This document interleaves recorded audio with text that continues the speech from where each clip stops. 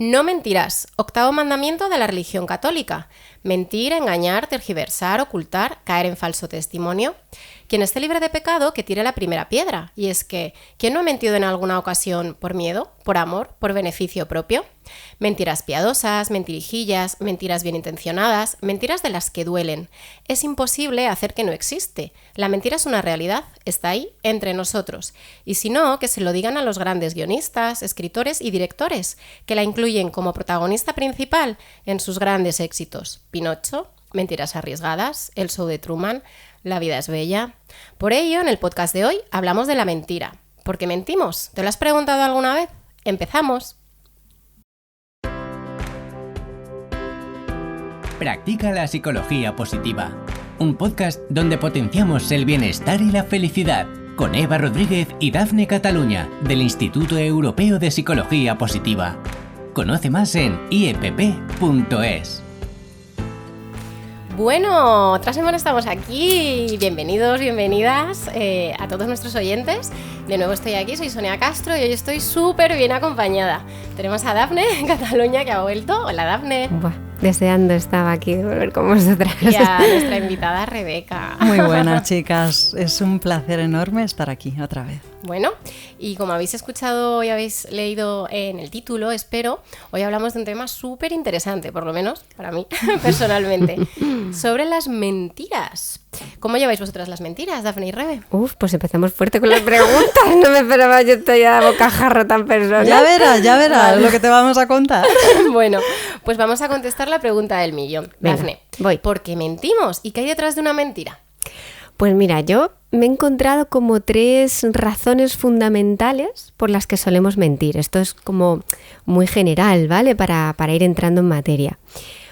La mayoría de las veces es porque queremos mostrar una imagen mejor, ¿vale? Porque probablemente la que percibimos en nosotros pues está más empequeñecida o hay cosas que nos gustaría maquillar un poco y entonces a los demás les ocultamos información o la cambiamos, ¿vale? Para ser más apetecibles, ¿vale? Al resto. Esas para mí de las más frecuentes. Luego hay otras que tienen que ver sobre todo con evitar consecuencias negativas de cosas que considero que no he hecho bien, ¿vale? Y por último, y no podemos dejar de lado, están aquellas mentiras que hacemos por cariño, que hacemos por benevolencia, que hacemos por cuidado del otro, ¿no?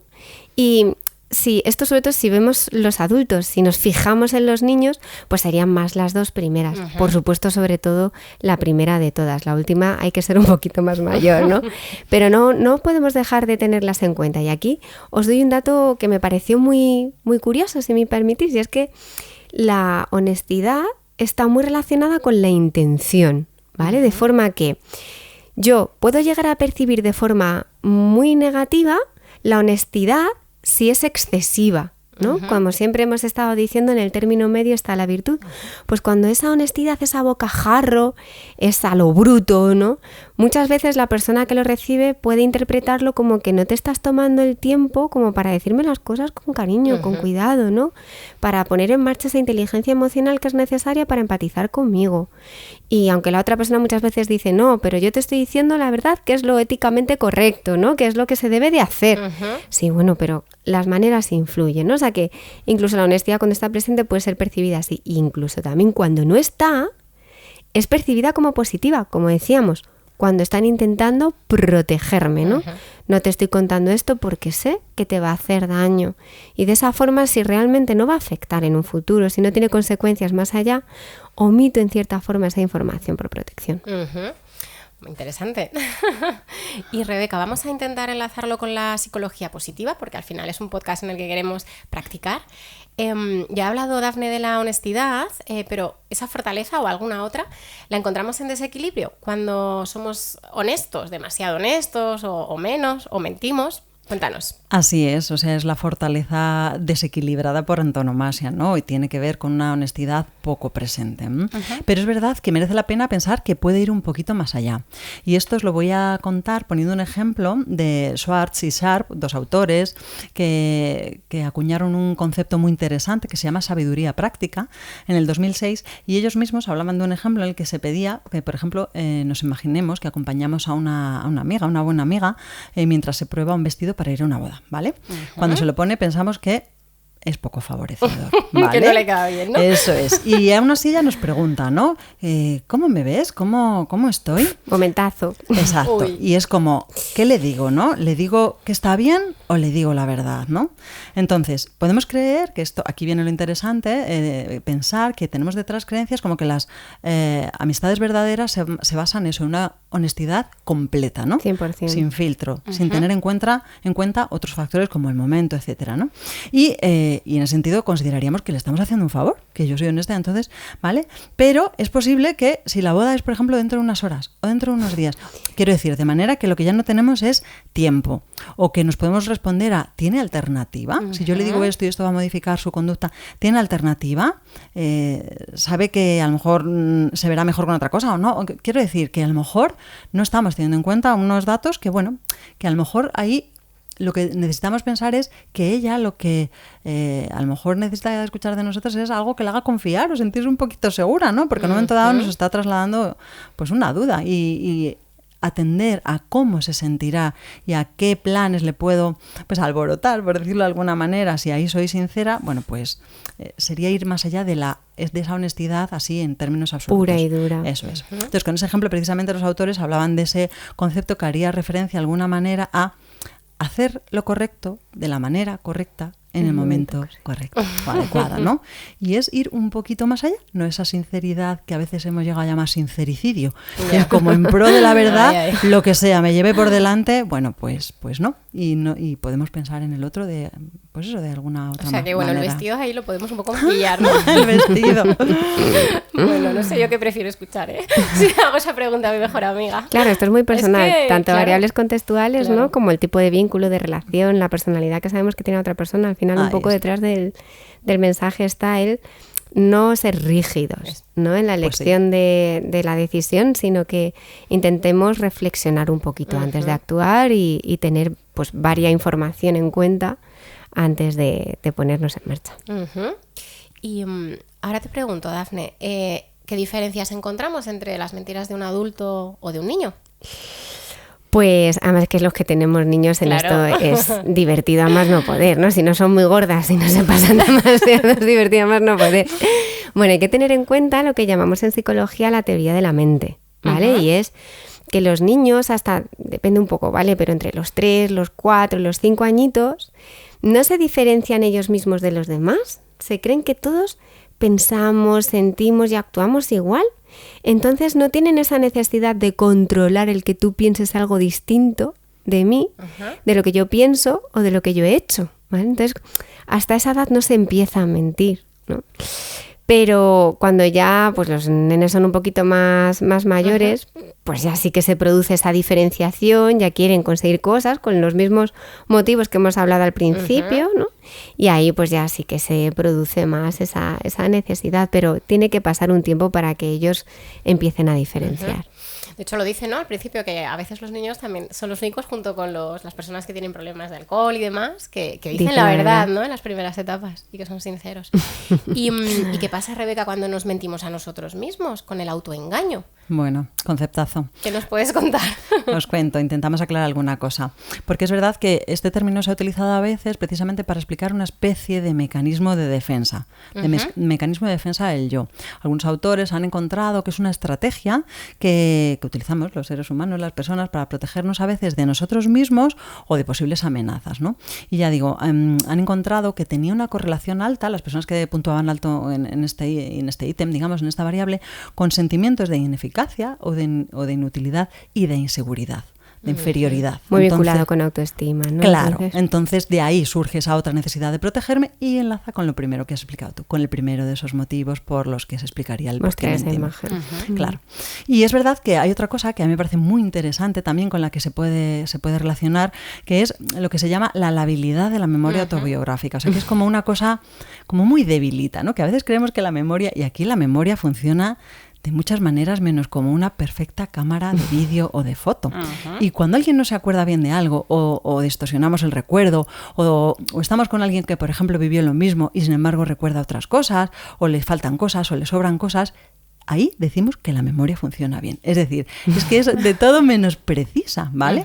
Y además está muy determinada, digamos, por sentimientos. O sea, tiene una función ahí importante. Entonces, bueno, pues podemos estar convencidas de que hemos visto, de que hemos vivido algo y no se tiene por qué corresponder en absoluto con lo que pasó. Y bueno, pues tiene que ver con que algunos canales se solapan y con cómo se almacena alguna información. Y ya digo, no tiene por qué haber sido vivida, puede haber sido imaginada o solamente visualizada. Y ahí, bueno, de hecho, hay un fenómeno muy bonito que en las memorias falsas, ¿no? Que se llama, que en Fenés los trabaja mucho con ella, que es cuando hemos visto fotos con la familia y nos han contado historias relacionadas con las fotos, generamos recuerdos, películas que no son del todo reales. Sin querer nos estamos un poco engañando a nosotros mismos, pero viene de una interacción real. Lo que pasa es que luego yo lo asumo como que lo he vivido. Claro, pero fíjate, un apunte, bueno, esto es un temazo. Sí. Me acuerdo un profesor de la Complu que es experto en este tema que decía, pero una falsa memoria no es mentir. Exacto. O sea, estoy convencida de que eso fue así, aunque no se corresponda con la realidad. Es como darle una vuelta de tuerca. Eso es. Yo realmente me creo que lo he vivido. Claro. Qué interesante. Y para detectar mentiras, Dafne, porque nosotros no tenemos un polígrafo aquí a mano. No. A ver, ¿cómo podemos saberlo? No, pues mira, hay varios estudios que nos dicen, por ejemplo, hubo uno de la Universidad de Harvard que se publicó ya pues hace mucho, en el año 2009, donde encontraron que las personas que mienten más que las personas que no lo hacen tienen una mayor actividad en el córtex prefrontal, ¿vale? Como que están más controladores. Claro, pues más pendientes de no caer en errores, de cuál es la reacción del otro, ¿no? Pero bueno, no tenemos normalmente la maquinaria que se tiene, ¿no? para medir la actividad cerebral. Entonces, algunas pequeñas ideas que podemos tener en cuenta es que si conocemos a la persona, que es cuando es más fácil, ¿no? También poder identificar esas señales, pues es muy probable que si nos está mintiendo, el contacto visual cambie, ¿no? Tenga una ligera diferencia, se vaya un poco al extremo, o excesivo porque quiere mostrar mucha confianza, o huidizo, ¿no? Porque no se siente seguro. El tono de la voz también es algo que suele cambiar. Y luego hay un tema que en forense también se enseña, no queremos relatar mucho porque si no ya sabéis que aquí hay que tener cuidado, pero es el que la historia sea demasiado perfecta. ¿Sabes? Cuando algo lo hemos memorizado y lo repetimos con los mismos detallitos y no metemos ninguno diferente. Y eso es porque queremos estar seguros de que estamos diciendo exactamente lo mismo. Pues si queremos indagar en algo y nos dicen exactamente todo el rato la misma historia sin nada distinto, pues eso también es un signo. Que sospechar, entonces. Esas correcciones espontáneas, que es que cuando te acuerdas, que es lo real. Qué bueno. Lo de los ojos, yo eso también siempre se ha escuchado, ¿no? Lo del contacto visual es como, ¿por qué me evitas o tal? Bueno, jolín, cuánta información, Rebeca. ¿Y las claves? ¿Con qué nos quedamos? Venga, intentamos quedarnos con varias ideas así interesantes que resuman o que incluso añadan alguna cosita. La idea, que mentir no solo es algo habitual y que en un momento dado, o en más que un momento dado, como hacemos todas las personas, ya hemos dicho que porque lo facilita hasta el propio funcionamiento de nuestra memoria, ¿vale? Que es mucho menos precisa lo que creemos, sino que puede tener un efecto beneficioso con comillas, ¿vale? Es decir, ojo con que esto sea como una excusa, ¿vale? Como una excusa para no ser honestas, ¿vale? Pero esto lo relaciono con la segunda de las claves, que es que sabemos que el engaño puede aumentar la confianza, esas mentiras prosociales, por decir de alguna manera, que nos hacen ser amables, ser más benévolas en un momento dado con una determinada información con alguien. Esa idea de la intención, de la sabiduría práctica, ¿vale? Yo creo que quedarnos con la idea de que lo preocupante es cuando mentimos para manipular o tergiversar, como para obtener un beneficio propio. Eso es, con el objeto de un beneficio. Esa es la clave, ¿vale? Esa es la diferencia. Y por último, si pensamos, ¿por qué no solemos o nos cuesta aceptar una mentira? Porque duele, ¿no? Hay distintos motivos, pero el más común puede ser que puede causar daño. Bueno, pues que nos quedemos con esa idea de que la honestidad excesiva también puede doler, también puede significar que hacemos daño, ¿no? En pro de esa idea moral, a lo mejor, o muy basada en valores de no mentir nunca. Conclusión, merece la pena equilibrar la honestidad para ser, yo creo, auténticas, pero sin creer que tenemos la verdad absoluta sobre nada, que yo no sé si existe. Jolín, qué interesante.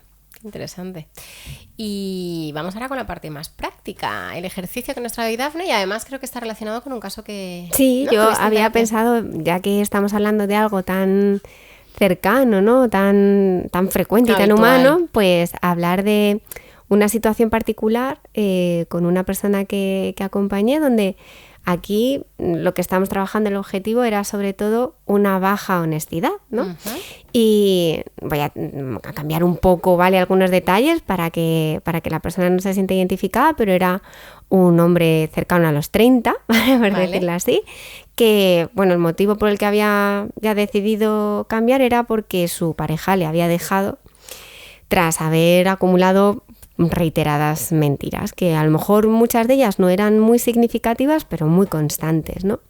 Y cuando nos conocimos, pues nos dimos cuenta de que esto no solo había sucedido con su pareja, sino que era generalizado, le pasaba en su trabajo, con sus compañeros, también con sus amigos, con su familia, era como que había adquirido un hábito y le percibía un beneficio, porque al final tenía la capacidad de manipular a los demás para conseguir lo que deseaba y era mucho más rápido. Uh-huh. En el fondo era eficaz, ¿no? Pero estaba empezando ya a suponerle un coste social, ¿no? Y aquí es donde ya venía esa motivación por cambiar. Y cuando lo estuvimos hablando, lo estuvimos pues ya materializando como una fortaleza. Recuerdo que hubo una semana en la que dijo, venga, muy comprometido, ¿vale? Venga, voy a reducir el número de mentiras, voy a ya intentar un poco ser más fiel a la realidad.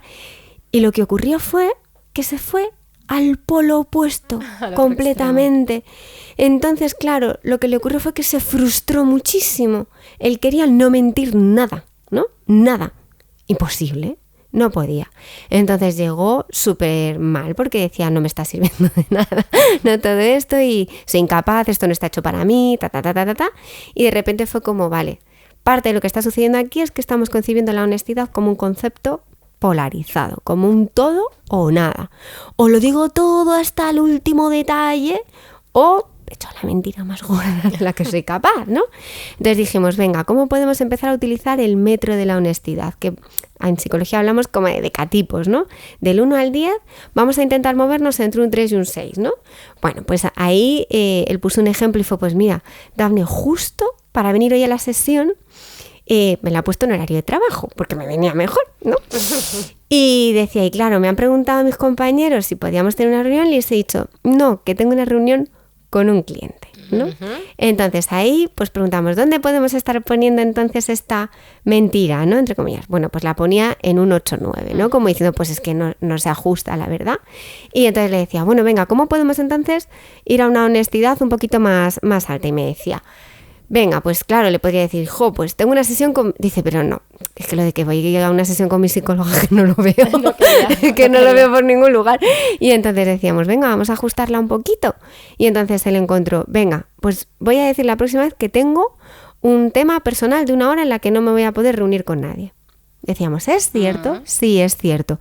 ¿Estás diciendo toda la información? No.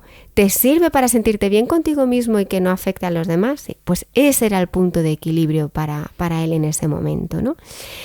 No era algo sencillo de integrar porque tenía un hábito adquirido desde hace muchísimos años, uh-huh. Pero se pudo dar cuenta de que no era un ganar-perder, porque siempre era o ganaba él o ganaban los otros, ¿no? Y en esa lucha, pues claro, gano yo. Aquí podía encontrar un camino intermedio donde todos de alguna forma ganasen, tenían información fiable, uh-huh. Pero yo también me siento bien conmigo mismo. Así que ahí está, a practicar. Qué bueno, claro. Qué bien. Oculto parte de la información y así por lo menos, claro. Jolín, bueno, se nos acaba el tiempo. Otra vez. Este tema da para muchísimo. Sí. El tema de la mentira. Como aquí no mentimos y somos totalmente sinceros, nuestras gracias a todos los que nos estáis escuchando, los que dejáis los comentarios por las redes, los dais a los likes, los me gusta. Muchísimas gracias, de verdad, con toda la sinceridad del mundo. Y nada, mandamos un besito a Eva para que pronto vuelva, que nos acordamos de ella y nada, hasta otra semana. Muchísimas gracias, Dafne y Rebeca. Besazo, Eva. Besazos. Chao. Si has disfrutado con este podcast y quieres contribuir al bienestar de los demás, compártelo. Y para no perderte ningún contenido, suscríbete a nuestra lista de correo en iepp.es y síguenos en nuestras redes sociales.